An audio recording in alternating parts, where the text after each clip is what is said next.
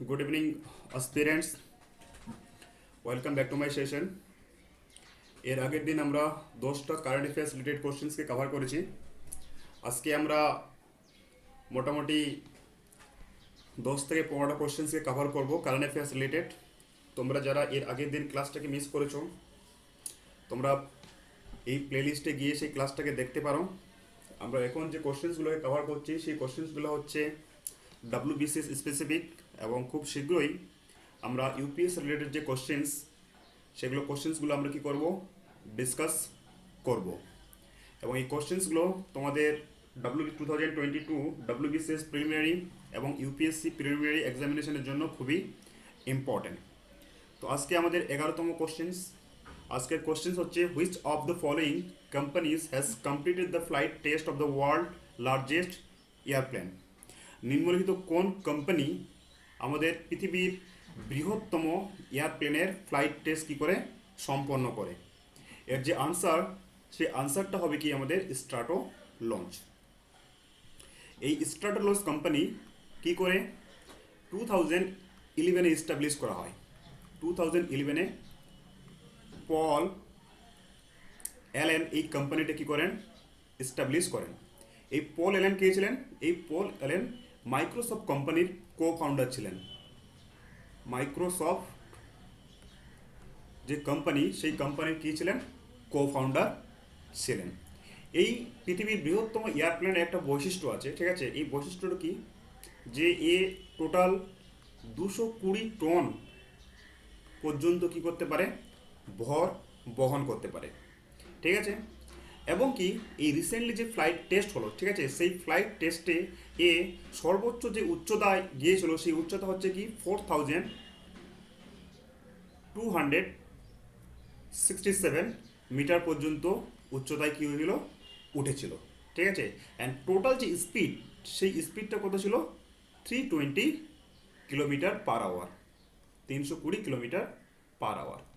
তো পৃথিবীর বৃহত্তম যে এরোপ্লেন, সেই এরোপ্লেনটার যে ফ্লাইট টেস্ট, সেই ফ্লাইট টেস্ট কমপ্লিট করে 2021-এ যে কোম্পানি, সেই কোম্পানিটা হচ্ছে স্ট্রাটো লঞ্চ, যেটা 2011-এ Paul Allen, co founder of Microsoft, এই কোম্পানিটিকে লঞ্চ করেন। এছাড়াও এই বৃহত্তম এয়ারপ্লেনটি 220 টন পর্যন্ত ভর বহন করতে পারে। এবং রিসেন্টলি যে ফ্লাইট টেস্ট হলো, এই ফ্লাইট টেস্টে টোটাল 4267 মিটার পর্যন্ত এই প্লেনটি উঠেছিল, অ্যালটিটিউডে উঠেছিল। এবং টোটাল যে এর স্পিড ছিল, সেটা ছিল 320 কিলোমিটার পার আওয়ার। এখান থেকে আদার্স যে ফ্যাক্টরগুলো দেখবো আমরা, সেটা হচ্ছে কি, এটা হচ্ছে world largest aeroplanes complete test flight which is design by Stratolaunch, যেটা আমি বললাম একটু আগে।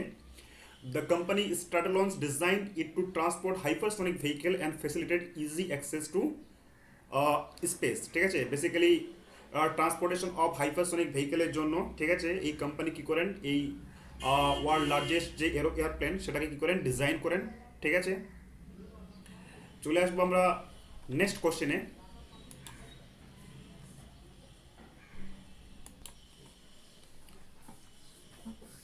In which city was the 5-day National Horticulture Fair 2021 organized? ঠিক আছে, নিম্নলিখিত কোন সিটিতে আমাদের রিসেন্টলি ন্যাশনাল হর্টিকালচার ফেয়ার 2021 কী করা হয়, অর্গানাইজ করা হয়? এখানে আমরা একটু অপশনগুলো দেখে নেব। অপশনের মধ্যে দেখতে পাচ্ছি বারাণসী, ব্যাঙ্গালোর, ভোপাল এবং কলকাতা। আমাদের আনসার হবে কি, ব্যাঙ্গালোর।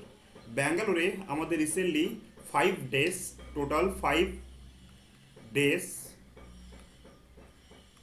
কী করা হয়, ন্যাশনাল হর্টিকালচার ফেয়ার 2021 কী করা হয়, অর্গানাইজ করা হয়। এবং এটা 8 to 12 ফেব্রুয়ারি 2021 পর্যন্ত কী করা হয়, অর্গানাইজ করা হয়। তোমরা হয়তো জানো যে হর্টিকালচার জিনিসটা কি। হর্টিকালচার হচ্ছে কি, it is the branch of agriculture that deals with the cultivations and productions and sales of the fruits, vegetables, herbs, flowers, ornamental and exotic plants। মানে হর্টিকালচার হচ্ছে কি, এটা এগ্রিকালচারের ব্রাঞ্চ, যেখানে বেসিক্যালি কাল্টিভেট এবং প্রোডাকশনস এবং sales করা হয় কীসব জিনিস, বেসিক্যালি আমাদের ভেজিটেবলস, সবজি, ফ্রুইটস, ফ্লাওয়ার্স এবং এক্সোটিক যে প্লান্ট, ঠিক আছে, সেই এক্সোটিক প্লান্টগুলোকে কি করা হয়,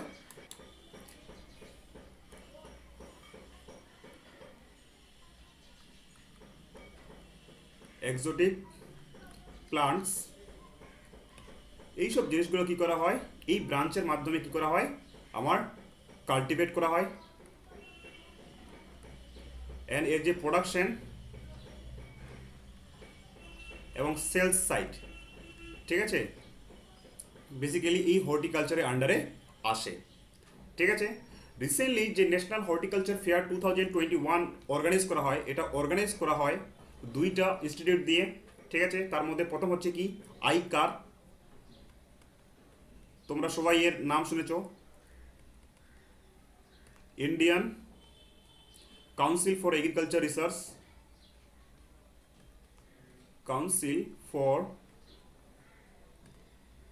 এগ্রিকালচার রিসার্চ, আর কার দ্বারা, প্লাস আইআইএইচআর, আইআইএইচআর তোমরা নাম শুনেছ, Indian institute for Indian institute for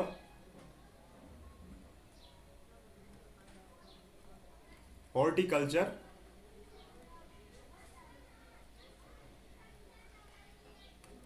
research. এটা বেসিক্যালি বেঙ্গালুরুতে এর যে হেড অফিস বেঙ্গালুরুতে আছে।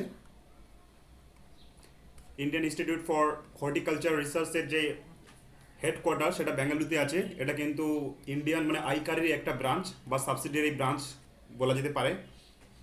তাহলে এই কোশ্চেন থেকে যে ফ্যাক্টরেটগুলো আমরা দেখে নেব, সেই ফ্যাক্টরেটগুলো হচ্ছে কি, যে national horticulture fair 2021 organise at Bangalore, এবং এই ন্যাশনাল হর্টিকালচার ফেয়ারে যে থিম ছিল, সেই থিমটা আমাদের জন্য খুবই ইম্পর্টেন্ট। সেটা হচ্ছে কি start up and stand up India, যার অবজেক্টিভ ছিল যেন ফার্মার্সদের আমরা কিসে কনভার্ট করতে পারি,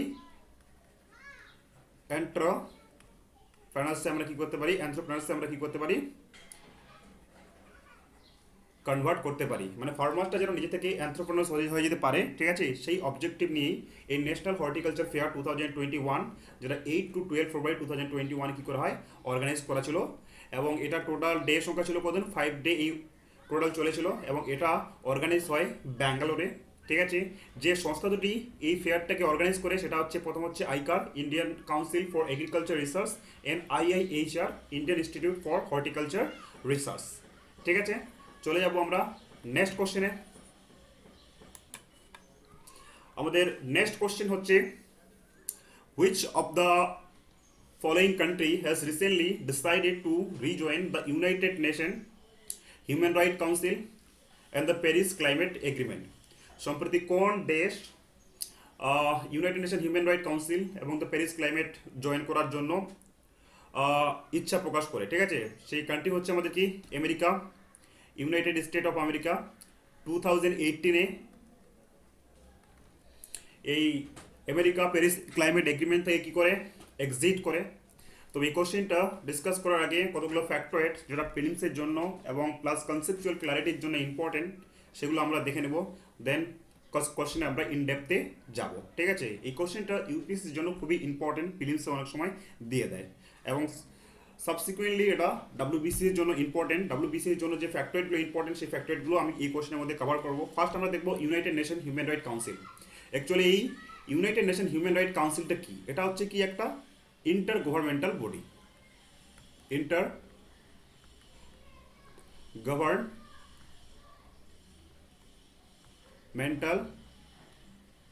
বডি। এটাকে তৈরি করা হয় UN General assembly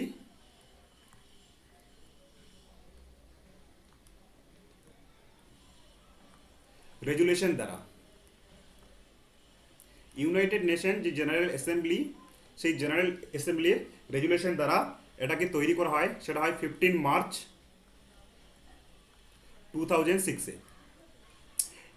United Nation Human Right Council হচ্ছে কি একটা ইন্টার গভর্নমেন্টাল বডি, এবং এটাকে United nation general Assembly resolution দ্বারা 15 মার্চ 2006 কি করা হয়, তৈরি করা হয়।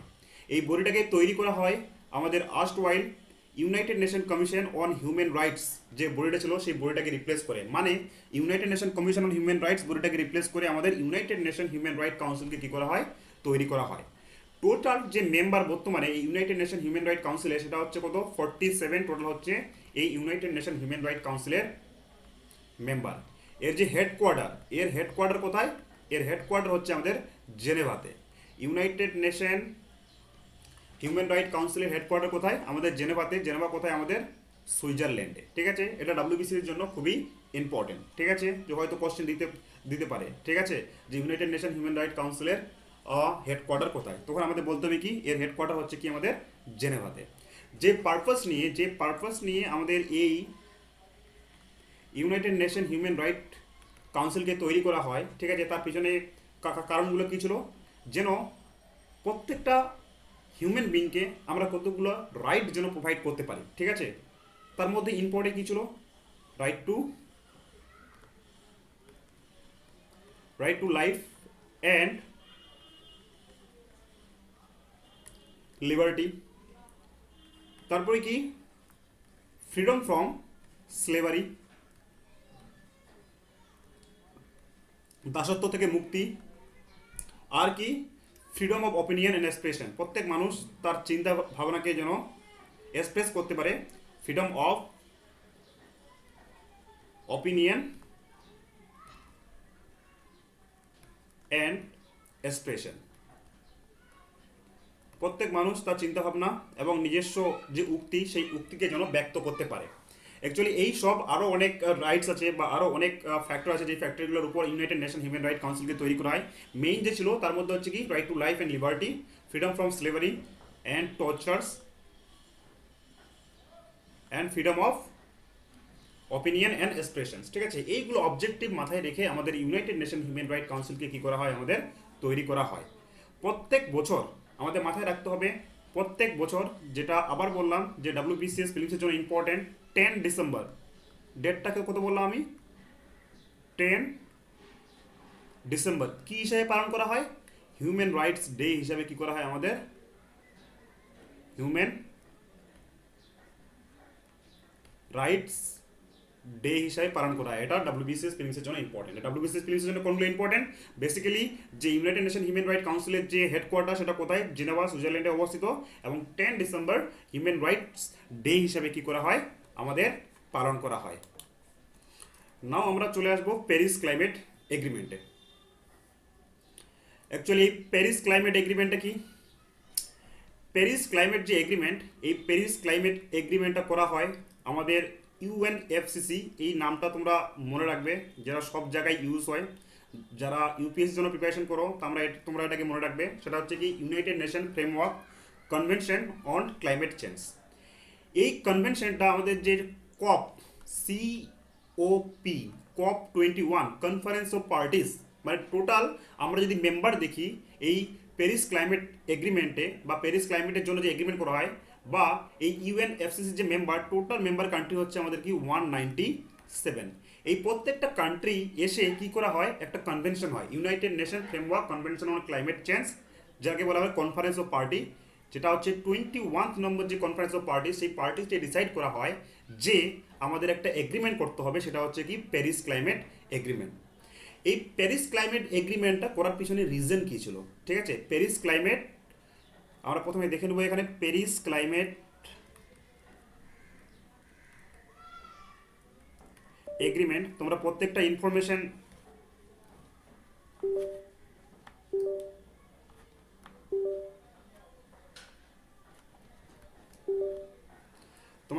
ইনফরমেশন খাতায় লিখে রাখার চেষ্টা করবে, ঠিক আছে, খুবই ইম্পর্টেন্ট। আমি সেই সব জিনিসগুলো কভার করছি যেসব জিনিসগুলো ডাব্লিউবিসিএস এবং ইউপিএসসির জন্য ইম্পর্টেন্ট। প্যারিস ক্লাইমেট এগ্রিমেন্ট, এটা আমাদের কবে এই এগ্রিমেন্টটা করা হয়, সেটা হচ্ছে কত আমাদের 2015-এ। কেন করা হয়, অ্যাকচুয়ালি আমাদের গ্রিন হাউস গ্যাস যে এমিশন প্রত্যেকটা ফ্যাক্টরি বা ইন্ডাস্ট্রি ওয়ার্ল্ডের যে গ্রিন হাউস গ্যাস এমিশন করে, গ্রিন হাউস গ্যাস কোনগুলো, সেগুলো হচ্ছে আমাদের কি carbon dioxide, carbon monoxide, chlorofluorocarbon etcetera. এই সব যে গ্রিন হাউস গ্যাসগুলো, ঠিক আছে, এই গ্রিন হাউস গ্যাসের যে এমিশন মানে এর যে নির্গত হচ্ছে প্রত্যেকটা ফ্যাক্টরি থেকে, প্রত্যেকটা ইন্ডাস্ট্রি থেকে, একে কম করা। ঠিক আছে, কেন কম করা? কারণটা হচ্ছে কি, প্রত্যেক বছর আমাদের কি হয়, বা প্রত্যেক বছর বা প্রত্যেক সেঞ্চুরিতে আমাদের যে গ্লোবাল টেম্পারেচার, ঠিক আছে, পৃথিবীর যে উষ্ণতা, সেই উষ্ণতা কি হচ্ছে, বৃদ্ধি পাচ্ছে। ঠিক আছে, এই উষ্ণতা বৃদ্ধি পাওয়ার ফলে কি হয়, আমাদের যে নর্থ এবং সাউথ পোলে যে গ্লাসিয়ারগুলো আছে, যে বরফ স্তম্ভগুলো আছে, সেই বরফ স্তম্ভগুলো কি হচ্ছে, আমাদের গলে যাচ্ছে। এর ফলে কি হচ্ছে, যে আমাদের যে সি লেভেল, সমুদ্রের যে লেভেল, সেই সমুদ্রের লেভেলটাও বৃদ্ধি পাচ্ছে। এর ফলে বিভিন্ন যে ক্লাইমেটিক ডিজাস্টার, সেই ক্লাইমেটিক ডিজাস্টারগুলো দেখা যাচ্ছে। তাহলে প্যারিস ক্লাইমেট এগ্রিমেন্টকে, ঠিক আছে, 2015-এ কনফারেন্স অন পার্টিস দ্বারা কি করা হয়, লাগু করা হয়। এবং এর অবজেক্টিভ কী ছিল, যে গ্রিন হাউস গ্যাস যে এমিশন, সেই এমিশনটাকে কম করা হবে। ঠিক আছে, এর পিছনে যে রিজনটা ছিল গ্রিন হাউস গ্যাস কম করার পিছনে, সেটা হচ্ছে কি, controlling controlling global temperature rise, global temperature rise. পৃথিবীর যে প্রত্যেক সেঞ্চুরিতে গ্লোবাল টেম্পারেচার রাইজ হচ্ছে, ঠিক আছে, সেই গ্লোবাল টেম্পারেচার রাইজকে কী করানো বা কমানো। ঠিক আছে, কার মাধ্যমে, গ্রিন হাউস গ্যাস ইমিশন কম করার মাধ্যমে। এটাই ছিল প্যারিস ক্লাইমেটের এগ্রিমেন্ট। এখন আমরা পুরো কোশ্চেনটা দেখবো, ঘটনাটা কি। ঘটনাটা কী ছিল, যে 2018-এ আমাদের যে ex president of United State of America, ex president কে ছিল, ডোনাল্ড ট্রাম্প। ডোনাল্ড ট্রাম্প ভাবেন কি, যে এই যে প্যারিস ক্লাইমেট এগ্রিমেন্ট, সেটা তাদের ইউএস ইকোনমিকে কি করছে, ইম্প্যাক্ট করছে। ইউএস ইকোনমিকে কি করছে, ইম্প্যাক্ট করছে। ঠিক আছে, এর ফলে ওদের যে জব মার্কেট, সেই জব মার্কেটে ইফেক্ট পড়ছে। এবং তেনার ধারণা কি ছিল, ধারণা ছিল এটাই, যে এই Paris climate agreement United state আমেরিকাকে ফেভার করছে না, বাট ডেভেলপিং কান্ট্রিগুলোকে ফেভার করছে। বেসিক্যালি ডেভেলপিং কান্ট্রি কোনগুলো, চায়না এবং ইন্ডিয়া, এইসব কান্ট্রিগুলোকে ফেভার করছে। এর ফলে ইউনাইটেড স্টেট অফ আমেরিকার কোনো বেনিফিট হচ্ছে না। তাই 2018-এ, ঠিক আছে, ডোনাল্ড ট্রাম্প কি ডিসিশন নেয়, যে প্যারিস ক্লাইমেট এগ্রিমেন্ট থেকে কি আসবে, সরে আসবে বা এক্সিট নেবে। কিন্তু যখনই ডোনাল্ড ট্রাম্প রিপ্লেস হয়ে জো বিডেন পাওয়ারে আসলো, ঠিক আছে, তিনি রিয়েলাইজ করলেন দ্য প্যারিস ক্লাইমেট এগ্রিমেন্ট এবং ইউনাইটেড নেশন হিউম্যান রাইট কাউন্সিলের ইম্পর্টেন্স। ঠিক আছে, এবং তিনি ডিসাইড করেন যে তিনি আবার এই United Nation Human Right council এবং প্যারিস ক্লাইমেট এগ্রিমেন্ট আমেরিকা কী করবে, জয়েন করবে। ঠিক আছে, এই হচ্ছে মোটামুটি আমাদের ঘটনা। ঠিক আছে, চলে আসবো আমরা নেক্সট কোশ্চেনে। নেক্সট কোশ্চেন হচ্ছে, what was the theme of the economic survey 2020 to 21? 2020 and 21 economic সার্ভের থিম কী ছিল? থিম ছিল saving lives and livelihoods. Actually এই ইকোনমিক সার্ভে 2020-21-কে কোভিড-19 প্যান্ডেমিকেই কী করা হয়, তৈরি করা হয়। ঠিক আছে, কন্ডাক্ট করা হয়। ঠিক আছে, এই ইকোনমিক সার্ভে 2021-এর যে থিম ছিল, ঠিক আছে, সেই থিম ছিল সেভিং লাইফস অ্যান্ড লাইভলিহুড। এখান থেকে বেশি কিছু দেখবো না, শুধুমাত্র আমরা থিমগুলো দেখে নেবো। And economic survey and budget related যেসব কোশ্চেন্স বা বাজেটের যেসব ইম্পর্টেন্ট স্কিমসগুলো কথা বলা হয়েছে, ঠিক আছে, সেই সব জিনিসগুলো আমরা আলাদা একটা সিরিজ তৈরি করবো কারেন্ট অ্যাফেয়ার্সের, সেখানে তোমরা পেয়ে যাবে। ঠিক আছে, চলে আসবো আমরা নেক্সট কোশ্চেনে।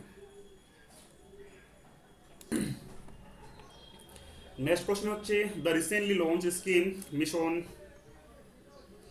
ইন্দ্রধনুষ 3.0 is related two which of the following? Actually ইন্দ্রধনুষ যে প্রোগ্রামটা, সেই প্রোগ্রামটা হচ্ছে আমাদের health related, basically health related.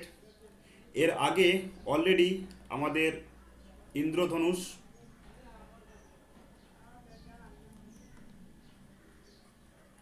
1.0 2017-এ এটাকে কী করা হয়, লঞ্চ করা হয়। ঠিক আছে, বেসিক্যালি যে এরিয়াসগুলোকে প্রায়োরিটি দেওয়া হয়, সেই এরিয়াগুলো হচ্ছে কি আমাদের আরবান এরিয়া। মানে ইন্দ্রধনুষ 1.0-তে যে পার্টিকুলার এরিয়াগুলোকে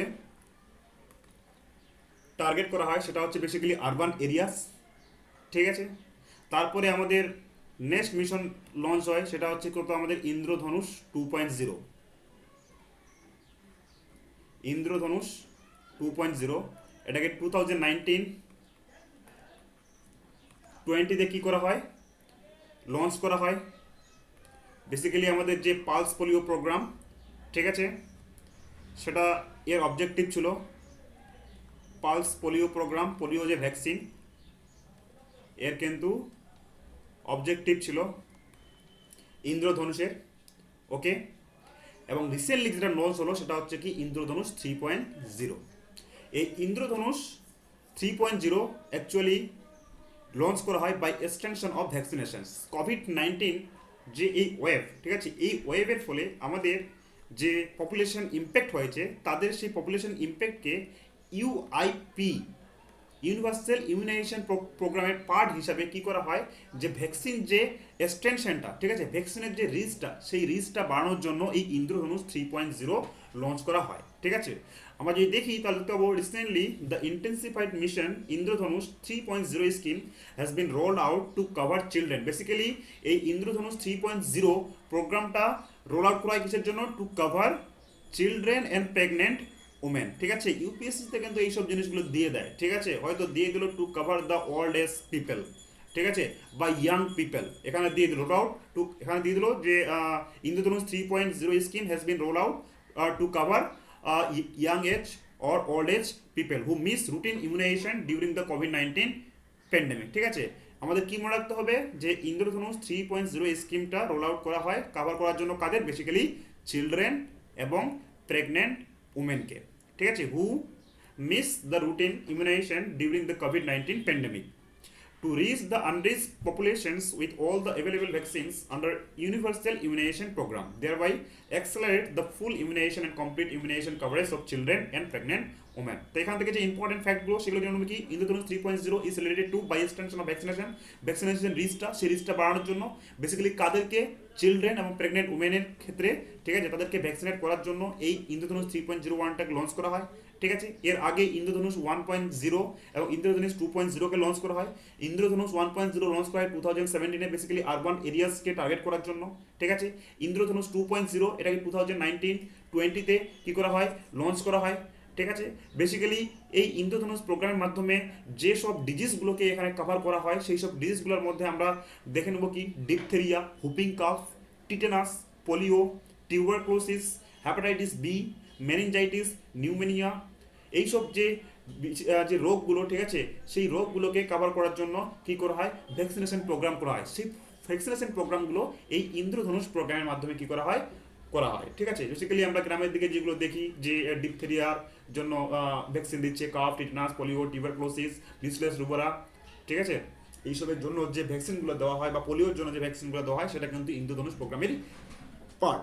এবং পার্টলি ইন্দ্রধনুষ 1, ইন্দ্রধনুষ 2, ইন্দ্রধনুষ 3 এইভাবে কি হতে থাকে, লঞ্চ হতে থাকে। ঠিক আছে, নেক্সট কোশ্চেন আমরা চলে যাবো। নেক্সট কোশ্চেন হচ্ছে আমাদের কি, নেক্সট কোশ্চেন হচ্ছে steel authority of India limited SAIL has announce to set up the first gas to ethanol plant in which of the following state. Gas to ethanol plant, ঠিক আছে, steel authority of India limited recently announce করেছে, কোথায়, কোন স্টেটে সেটা হবে, সেটা হচ্ছে কোথায়, আমাদের মহারাষ্ট্র। মহারাষ্ট্র, এটা চন্দ্রপুর, চন্দ্রপুর বলে একটা জায়গা আছে, সেই চন্দ্রপুর জায়গায় প্ল্যান করছে এই ফার্স্ট গ্যাস টু ইথানল প্ল্যান্টে কি করবে, সেট আপ করবে। টোটাল যে আউটলে এই sell still authority of India এই প্রোগ্রামের জন্য করেছে সেটা হচ্ছে কি 400 crore, 400 crore। ঠিক আছে, তাহলে এখান থেকে যে ইম্পর্টেন্ট জিনিসগুলো আমরা দেখে নেব সেটা হচ্ছে কি, steel authority of India with the help of centre is planning to set up India's first gas to ethanol plant and its Fairloy plant in Chandrapur, Maharashtra. This would be the fourth such plant in the world। ঠিক আছে, পৃথিবীর মধ্যে সব থেকে, এটা পৃথিবীর 4র্থতম, ঠিক আছে, এটা হবে একটা কি স্টিল প্লান্ট যেটা গ্যাস টু ইথানল প্লান্ট হবে। ওকে, wall the first in India, ঠিক আছে, পৃথিবীতে 4র্থতম, ঠিক আছে, ইন্ডিয়া হচ্ছে ফার্স্ট, এটুকু মনে রাখতে হবে, ইন্ডিয়া ফার্স্ট, পৃথিবীতে 4র্থতম গ্যাস টু ইথানল প্লান্ট, ঠিক আছে, যেটা সেল এস্টাবলিশ করতে চলেছে। As of now, the bioethanol fuel generation technology is being used to 2 plants। ঠিক আছে, দুটো প্লান্টস কোথায় আছে, দুটো প্লান্টস আছে China, one in ArcelorMittal plant in Belgium, আরেকটা আছে কোথায়, বেলজিয়ামে। ঠিক আছে, আর নাম হলো কোথায়, এখন হলো আমাদের মহারাষ্ট্র, চন্দ্রপুরে। ঠিক আছে, চলে আসবো আমরা নেক্সট কোশ্চেনে। ঠিক আছে, এখান থেকে যে ইম্পর্টেন্ট জিনিসগুলো, সেই ইম্পর্টেন্ট জিনিস কি, যে first gas to ethanol plant কোথায়, মহারাষ্ট্র কোথায়, চন্দ্রপুরে। এটা হচ্ছে ফোর্থ, ওয়ার্ল্ডের মধ্যে ফোর্থ সার্চ প্ল্যান্ট। এই ধরনের প্ল্যান্ট মোটামুটি পৃথিবীতে 4টা হতে চলেছে। ঠিক আছে, 3টা অলরেডি আছে, 2টা আছে চায়নাতে, আর একটা হচ্ছে বেলজিয়ামে। ওকে, অ্যান্ড চতুর্থ তোমরা হয়তো হতে যাচ্ছে ইন্ডিয়াতে, ইন্ডিয়ার মহারাষ্ট্রতে। ঠিক আছে, সেইটুকু আমাদের মাথায় রাখতে হবে। চলে আসবো আমরা নেক্সট কোশ্চেনে। নেক্সট কোশ্চেন হচ্ছে, which country has recently announce to set up the world largest wind power plant by 2030। 2030-র মধ্যে পৃথিবীর কোন কান্ট্রি পৃথিবীর বৃহত্তম ওয়াইন পাওয়ার প্লান্ট কি করবে, এস্টাবলিশ করবে? সেটা হচ্ছে কি সাউথ কোরিয়া। নাম তোমরা শুনেছ। এই সাউথ কোরিয়া 2030-তে পৃথিবীর সব থেকে বড় ওয়াইন পাওয়ার যে প্লান্ট, সেই প্লান্ট এস্টাবলিশ করবে। কারেন্টলি যে মানে সব থেকে বড় যে অফশোর ওয়াইন ফার্ম আছে, তার নাম হচ্ছে কি হর্নসি ওয়ান। কি বললাম? Hornsea one. Currently the world largest offshore wind farm is Hornsea one. সেটা কোথায় আছে? ব্রিটেনে। ঠিক আছে, তারপরে আমাদের তৈরি হতে চলেছে world largest wind power plant by 2030 South কোরিয়াতে। টোটাল যে কস্ট সাউথ কোরিয়া এই প্রজেক্টের জন্য উঠাবে, সেটা হচ্ছে কি $43.2 বিলিয়ন। ঠিক আছে, এবং এটা লোকেট কোথায় হবে? এই ওয়ান পাওয়ার প্ল্যান্টটা লোকেট হবে কোস্টাল টাউন অফ সিনানে। ঠিক আছে, সাউথ কোরিয়ার একটা কোস্টাল আছে, সেই কোস্টালের টাউন অফ যে সিনান, সেই সিনানে এটা কি করা হবে, এই লার্জেস্ট ওয়াইন পাওয়ার প্ল্যান্টটা কি করে এস্টাবলিশ করা হবে, যার ম্যাক্সিমাম ক্যাপাসিটি থাকবে কত? 8.2 গিগাওয়াটস। ঠিক আছে, 8.2 গিগাওয়াটস তার ম্যাক্সিমাম ক্যাপাসিটি থাকবে। কোশ্চেনের মধ্যে ইম্পর্টেন্ট জিনিস, world largest wind power plant by 2030 কোথায়? সাউথ কোরিয়ায়। ঠিক আছে, অ্যান্ড রিসেন্টলি মানে কারেন্টলি যে লার্জেস্ট অফশোর ওয়াইন ফার্ম আছে, সেটার নাম কি? সেটা হচ্ছে হর্নসি। সেটা কোথায় আছে? ব্রিটেনে। ঠিক আছে, এই জিনিসটা খুব ইম্পর্টেন্ট ফ্যাক্টর, সেগুলো তোমরা মাথায় রাখবে। আমরা চলে যাবো নেক্সট কোশ্চেনে, এখানে বেশি কিছু ডিসকাস করার কিছু নেই। Who won the men's single title of French Open 2021? Answer কি হবে? আনসার হবে নোভাক ডোজোকোভিক। আর পেনটাকে ঠিক করে নেব।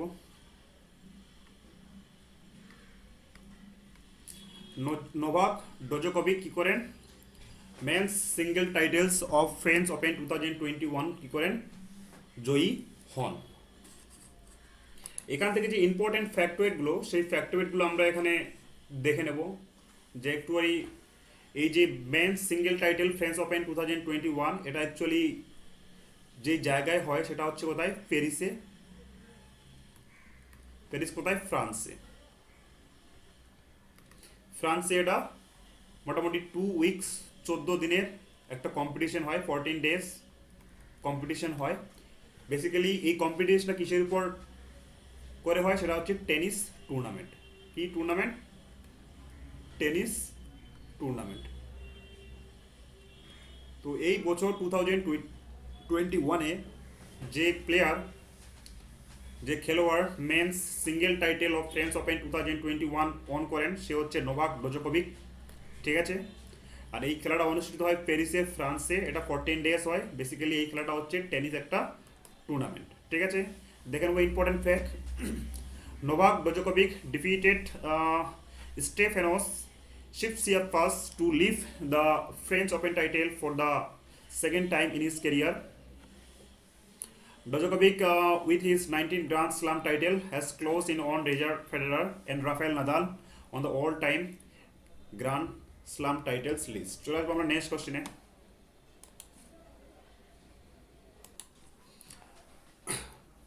নেক্সট কোশ্চেন হচ্ছে, the central government has recently decided to commemorate the birth anniversary of which Indian politician as Parakram Divas? মানে আমাদের central government recently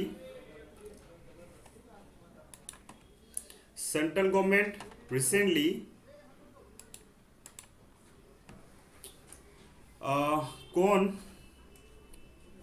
রাজনীতিকের জন্মবার্ষিকীকে পরাক্রম দিবস হিসাবে পালন করার সিদ্ধান্ত নিয়েছে? ঠিক আছে, নিম্নলিখিত কোন এই যে আমাদের পলিটিক্যাল লিডার, এই পলিটিক্যাল লিডারদের মধ্যে কার জন্মবার্ষিকী উদ্দেশ্য করে আমাদের পরাক্রম দিবস কী করা হয়? পালন করা হয় প্রত্যেক বছর। ঠিক আছে, সেটা হচ্ছে কি সুভাষচন্দ্র বোস।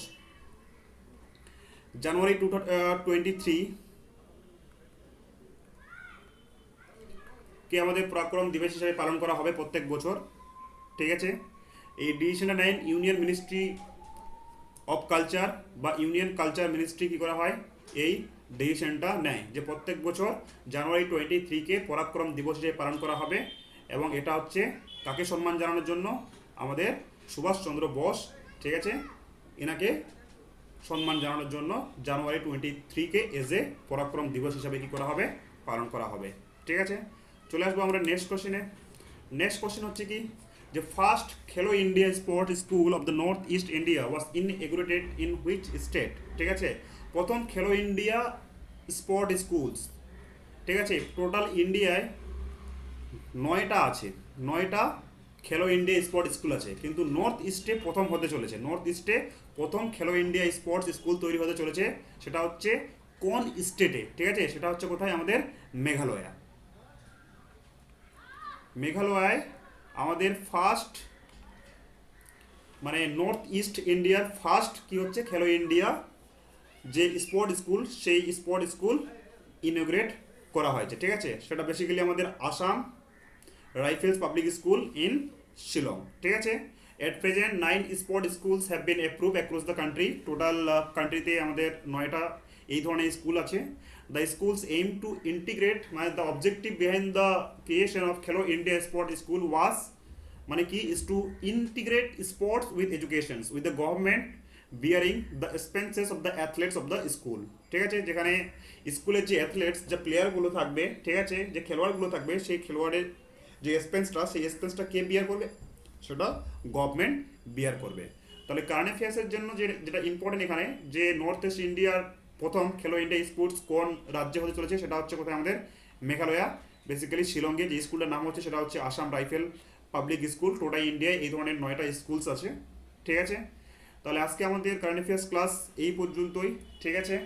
আমি চাই তোমরা আমার চ্যানেলটাকে সাবস্ক্রাইব করো, ঠিক আছে, কারণ সাবস্ক্রাইবার হলেই আমি তোমাদের সঙ্গে লাইভ আসতে পারবো, ঠিক আছে। Thanks for watching.